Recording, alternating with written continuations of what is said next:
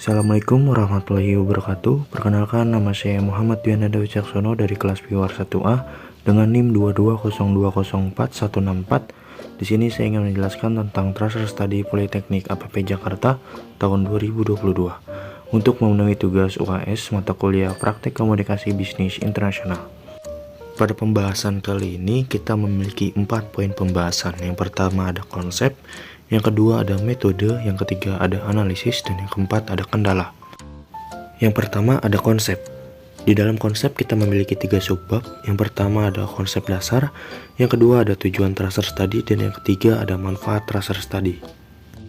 Kita masuk ke subbab yang pertama, yaitu konsep dasar. Untuk mengidentifikasi seberapa besar lulusan perguruan tinggi dapat berkiprah di dunia kerja sesuai dengan relevansi pendidikannya, dapat dilakukan penelusuran informasi terhadap lulusannya atau tracer study.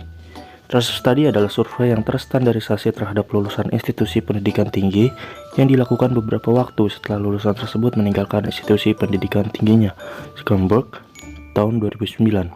Pelaksanaan tracer study telah dikenal di kalangan pengelola perguruan tinggi baik di negara maju maupun negara berkembang. Tracer study melacak proses transisi mahasiswa setelah lulus hingga awal karir pekerjaannya 1-3 tahun setelah lulus. Budi dan Dinan, tahun 2017. Perguruan tinggi perlu melaksanakan tracer study karena sangat membutuhkan umpan balik dari alumni dalam usahanya untuk perbaikan sistem dan pengelolaan pendidikan. Tracer study bermanfaat dalam pelaksanaan menyediakan informasi penting mengenai hubungan antara pendidikan tinggi dan dunia kerja profesional, menilai relevansi pendidikan tinggi, informasi bagi pemangku kepentingan, stakeholders, dan kelengkapan persyaratan bagi akreditasi perguruan tinggi. Budi dan Dinan, tahun 2015. Kita masuk ke subbab yang kedua, yaitu tujuan tracer study. Tracer study berupaya untuk meninjau situasi kerja khususnya di masa-masa awal ketika seseorang lulusan memasuki dunia kerja. Informasi mengenal transisi dan riwayat kerja sangat penting karena memberikan informasi dan indikator dari efisiensi dari institusi pendidikan. Tracer study merupakan penelitian yang mencermati hubungan antara peralihan atau transisi dan dinamika dunia pendidikan tinggi dan dunia kerja (world of work). Semakin dirasakan makna pentingnya baik oleh pihak penyelenggara pendidikan tinggi, pemerintah, dan dunia industri. Syafiq dan Fikawati, tahun 2014. INCER atau International Center of Higher Education Research yang berada di Universitas of Kassel di Jerman menginisiasi sebuah pelatihan internasional yang dinamakan UniTrace atau Universitas Tracer Study International Training yang bertujuan untuk menyebarkan metodologi yang pada dasarnya berusaha untuk memperkuat kerjasama antar universitas di dunia dalam pelaksanaan tracer study. Berikut ini saya tampilkan juga gambar mengapa tracer study harus dilakukan. Yang pertama, untuk mendapatkan informasi berharga untuk perkembangan universitas.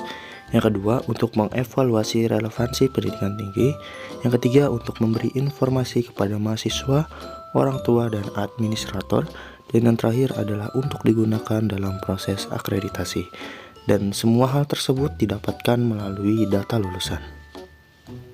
Berkaitan dengan tujuan tracer study, dalam subbab ketiga ini kita akan membahas mengenai manfaat dari tracer study.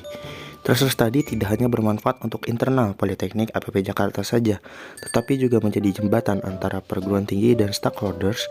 Tracer study juga menyajikan informasi mendalam dan rinci mengenai kecocokan kerja baik antar berbagai bidang ilmu maupun antar berbagai level pendidikan.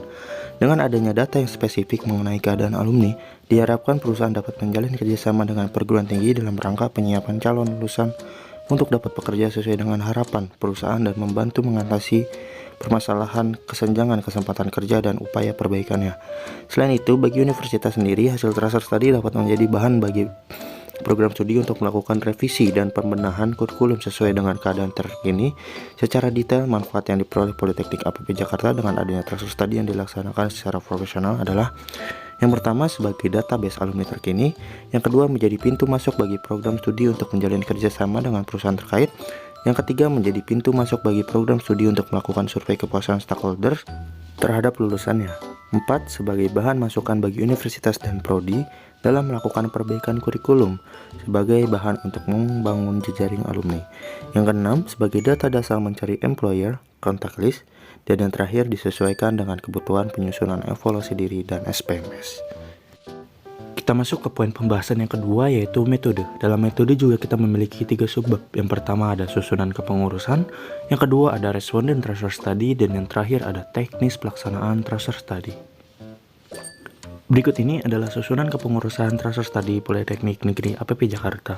Direktur Politeknik Negeri APP Jakarta sebagai pelindung, Pembantu Direktur 3 Politeknik APP Jakarta sebagai pengarah, Pembantu Direktur 2 Politeknik APP Jakarta sebagai penanggung jawab, dan Ketua Pelaksana Transfer Study Politeknik APP Jakarta adalah Ketua CDC Politeknik APP Jakarta, di mana Ketua CDC ini menaungi 4 bidang. Yang pertama ada program studi, yang kedua ada tim surveyor, yang ketiga ada tim teknologi informasi, dan yang keempat ada tim analisis data. Selanjutnya ada responden transfer study. Pelaksanaan transfer study alumni di Politeknik APP Jakarta menggunakan acuan responden yang dipersyaratkan oleh Kementerian Pendidikan dan Kebudayaan, yaitu seluruh populasi dan bukan pada kelompok sampel yang sudah dipilih sebelumnya. Populasi target pada pelaksanaan transfer study tahun berjalan adalah seluruh lulusan yang menjadi anggota kohort lulusan 1 tahun sebelum kohort lulusan bukan kohort angkatan masuk. Maka dari itu, populasi transfer study Politeknik APP Jakarta 2022 adalah kohort lulusan D3 pada tahun lulusan akademik tahun 2020-2021, yaitu responden yang lulus di periode November 2021. Penentuan karakteristik periode lulusan tersebut dengan mempertimbangkan penggunaan data agar sesuai dengan kebutuhan pengisian barang akreditasi maupun audit mutu internasional AMI di lingkungan Politeknik Negeri APP Jakarta. Pada subbab yang ketiga ada teknis pelaksanaan transfer study. Konsep pelaksanaan transfer study Politeknik APP Jakarta 2022 adalah sebagai berikut. Yang pertama, target responden adalah pada seluruh populasi, bukan pada kelompok sampel. Yang kedua, responden transfer study adalah transfer study strip 1 menggunakan kebijakan dari Kemendikbud. Yang ketiga, menggunakan data alumni lulusan tahun akademik 2020-2021. Yang keempat, item pertanyaan mengacu pada pertanyaan minimal di website pkts.belmawa.kemendikbud.go.id sebagai dasar pemeringkatan perguruan tinggi, serta disesuaikan dengan kebutuhan pengisian data evaluasi diri maupun SPMS Prodi. Yang kelima, program studi berperan penting dalam mengajak lulusannya untuk mengisi transfer study melalui link http://bit.ly/transfer-study-politek-app. Yang keenam, data populasi transfer study Politeknik APP Jakarta diperoleh dari data lulusan yang bersumber dari BAK. Setelah data terkumpul, proses pengambilan data transfer study Politeknik APP Jakarta 2022 dilakukan selama 10 bulan dengan mengikuti jadwal kegiatan berikut. Yang ketujuh, tim surveyor untuk turut membantu lulusan yang belum mengisi transfer study, yaitu dengan cara mengirimkan link pengisian ATSS melalui WhatsApp secara personal. Yang kedelapan, selama proses pengumpulan data tersebut, tim IT selalu memonitor pengisian transfer study dan akan diulang setiap minggu. Dan yang terakhir, kemudian tim surveyor akan melakukan proses reminder pengisian kepada responden, yaitu sebanyak 2 kali selama 1 bulan. Tugas reminder ini dilakukan oleh surveyor melalui WhatsApp. Kita masuk ke poin pembahasan yang ketiga, yaitu analisis. Di dalam analisis kita memiliki 4 subbab. Yang pertama ada profil responden, yang kedua ada aktivitas responden, yang ketiga ada informasi pekerjaan pertama, dan yang terakhir ada kompetensi lulusan. Subbab yang pertama ada profil responden. Berikut adalah tabel total lulusan Politeknik APP Jakarta 2021. Yang pertama ada program studi manajemen logistik industri elektronika sejumlah 124 orang. Yang kedua ada program studi perdagangan internasional wilayah ASEAN dan RRT sebanyak 133 orang. Yang ketiga ada manajemen pemasaran industri elektronika sebanyak 121 orang dengan total jumlah lulusan sebanyak 378 orang. Tabel selanjutnya adalah tabel total responden transfer study Politeknik APP Jakarta 2022 dengan jumlah target populasi sebanyak 378, jumlah populasi tidak terkontak sebanyak 20, target subjek sebanyak 358, jumlah responden mengisi lengkap sebanyak 326, dengan gross response rate sebanyak 86,24% dan net response rate sebesar 91,06%. Kita masuk ke subbab yang kedua, yaitu aktivitas responden setelah lulus, di mana 91% sudah bekerja, 4% bekerja dan melanjutkan kuliah, 3% masih belajar atau melanjutkan kuliah, dan 2% sedang mencari pekerjaan. Melalui data sebaran tersebut, mayoritas alumni Politeknik APP Jakarta angkatan tahun masuk 2017 saat ini adalah sudah bekerja, yaitu sebanyak 95%, dan 4% diantaranya bekerja sekaligus melanjutkan kuliah jenjang lebih tinggi, 3% menjalani perkuliahan, dan sisanya sebanyak 2% sedang mencari pekerjaan atau memilih tidak bekerja. Dari angka tersebut bisa dikatakan bahwa Politeknik APP Jakarta sudah sesuai dengan misinya, yaitu membentuk tenaga kerja industri yang diserap langsung oleh industrinya. Kita masuk ke subbab yang ketiga, yaitu informasi pekerjaan pertama.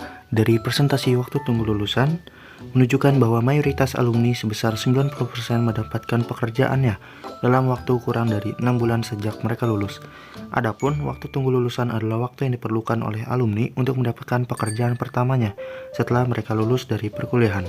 Sedangkan sisanya sebanyak 10% mendapatkan pekerjaan dalam waktu kurang lebih 1 tahun setelah lulus.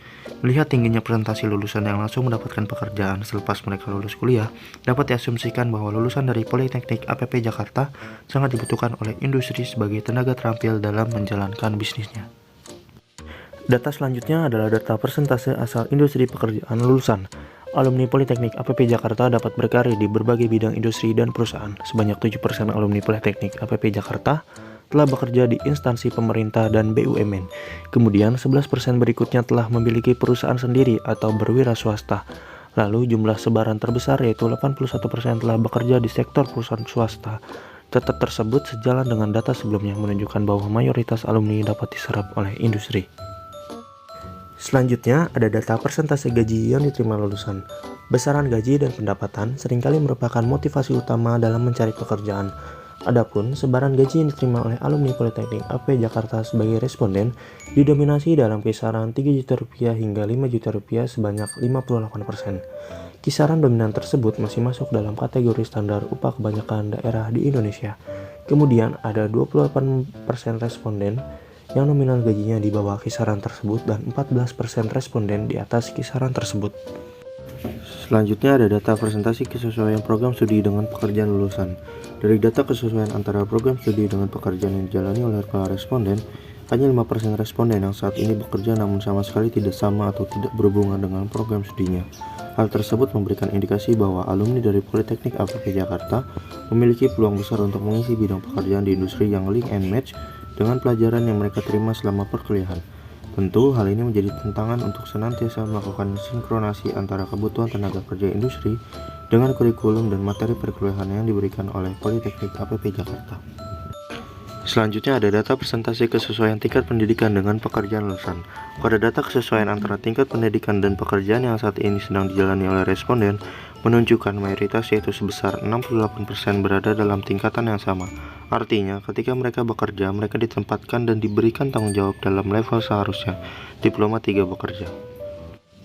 Selanjutnya ada data penilaian alumni terhadap layanan akademik Politeknik APP Jakarta. Dari gambar tersebut, layanan terhadap diskusi, kerja lapangan, praktikum, magang, dan perkuliahan dipersepsi baik oleh lulusan. Sedangkan layanan partisipasi dalam proyek riset dan demonstrasi akademik masih dinilai cukup. Untuk itu perlu ditingkatkan layanan agar seluruh layanan akademik yang diberikan setidaknya dipersepsi baik oleh lulusan. Selanjutnya kita masuk ke subbab yang keempat, yaitu kompetensi lulusan. Berikut data penilaian kompetensi lulusan Politeknik APP Jakarta. Dari gambar tersebut, rata-rata kompetensi lulusan Politeknik APP Jakarta telah memenuhi tuntutan kompetensi yang diinginkan oleh industri. Ada beberapa kompetensi seperti kompetensi bahasa Inggris, keterampilan riset, dan kemampuan negosiasi masih memerlukan usaha peningkatan ke depannya. Sedangkan kemampuan lainnya telah melampaui yang diinginkan industri. Kita masuk ke poin pembahasan yang keempat, yaitu kendala dan rekomendasi. Terdapat 2 subbab, yaitu kendala dan rekomendasi. Kita masuk ke subbab yang pertama, yaitu kendala. Dalam menjalankan Tracer Study, tentu saja ada kendala-kendala yang dialami. Di antaranya, yang pertama, sumber daya Tracer Study terbatas dan sebagian adalah dosen dengan tugas tambahan, sehingga pelaksanaan Tracer Study tidak maksimal dan hanya mencapai response rate sebesar 86,24%. Yang kedua, tidak semua program studi bergerak secara aktif dalam melaksanakan Tracer Study, sehingga mengakibatkan tim supplier harus menghubungi alumni yang belum mengisi kuesioner Tracer Study 2022 dan melakukan reminder sebanyak 4 kali agar alumni berkenan untuk mengisinya. Padahal, alumni lebih tertarik untuk mengisi Tracer Study jika dikontak oleh program studi yang lebih dikenal oleh alumni. Yang ketiga, pertanyaan yang diajukan dalam kuesioner Tracer Study cukup banyak karena menyesuaikan pertanyaan wajib dari Kemendikbud. Hal ini menyebabkan alumni enggan untuk melanjutkan mengisi kuesioner Tracer Study. Selain itu, alumni menganggap pertanyaan yang diajukan terlalu pribadi, sehingga merasa khawatir untuk melanjutkan menjawab pertanyaan. Kita masuk ke sebuah yang terakhir, yaitu rekomendasi. Rekomendasi yang diajukan, yang pertama, diperlukan suatu sistem terpadu yang bisa mengintegrasikan informasi mahasiswa hingga ke sistem Tracer Study. Yang kedua, diperlukan sumber daya manusia tambahan untuk mengoptimalkan pengambilan data Tracer Study terutama pada tim surveyor. Yang ketiga, data rujukan pada Tracer Study untuk dapat segera diolah sebagai perbaikan kualitas lulusan, terutama pada kompetensi-kompetensi yang masih memerlukan peningkatan keterampilan. Mungkin hanya itu saja yang bisa saya sampaikan, kurang lebihnya saya mohon maaf. Terima kasih.